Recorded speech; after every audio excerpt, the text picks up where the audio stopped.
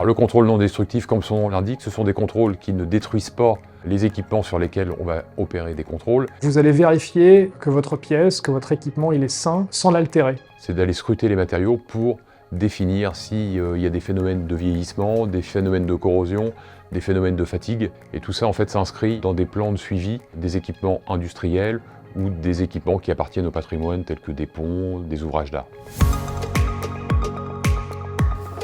Il y a beaucoup de secteurs d'activité qui sont concernés par le CND. On a le génie civil, on a le ferroviaire, l'aéronautique. La pétrochimie, le nucléaire, ce qui nous concerne, il y a le naval. À partir du moment où il y a du métal, il y a du contrôle. C'est parce qu'il y a des normes, il y a des codes de construction, mais c'est bien de se poser la question pourquoi. Pour les fabricants, c'est pour assurer la qualité des produits qu'ils livrent, et pour les exploitants, c'est pour s'assurer que leurs installations fonctionnent et permettent aux travailleurs et au public de vivre en toute sécurité.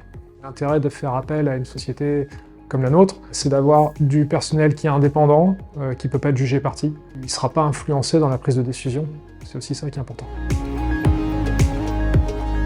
Aujourd'hui, les activités de CND chez Socotec sont rassemblées au sein d'une même direction.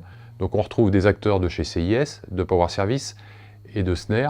On a 70 collaborateurs spécialisés dans le contrôle non destructif, techniciens et ingénieurs. Ça va du niveau 1, simple exécutant, au niveau 3, expert.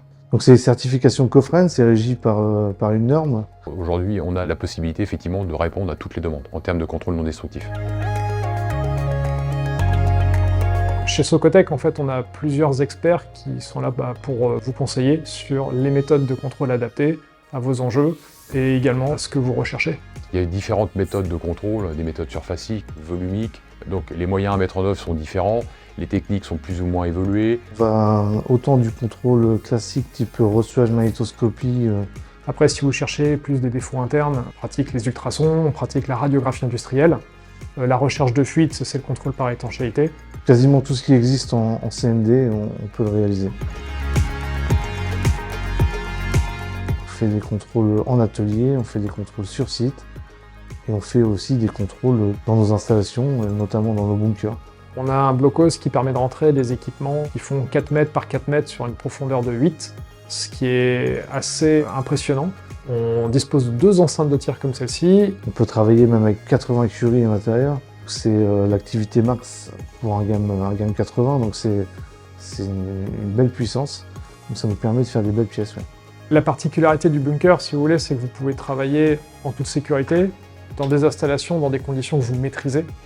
Et on a la particularité d'avoir un pont roulant de 3 tonnes 2, avec des chariots qui nous permettent de rentrer à l'intérieur des pièces assez grandes et assez lourdes. Et notre capacité aussi à les stocker et à ne pas les mélanger avec d'autres projets. On met l'accent sur la flexibilité pour s'adapter aux besoins du client, on fait du sur-mesure. Je pense que l'intérêt vraiment, c'est la palette de méthodes qu'on peut proposer à nos clients et les synergies qu'il y a entre les contrôleurs justement pour gérer les projets, pour proposer des solutions nouvelles aussi. Je pense que c'est ça qui est intéressant avec Socotec en fait.